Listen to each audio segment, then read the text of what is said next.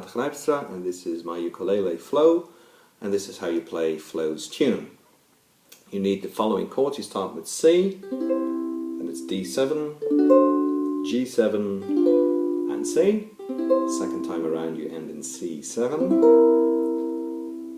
Then it's F, A diminished 7, A7, D7 again, G7, and it ends in C.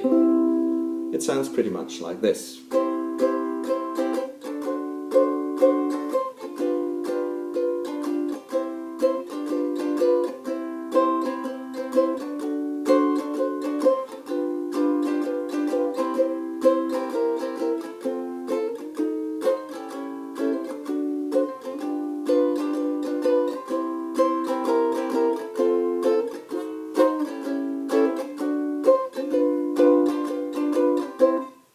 Then for the solo bit.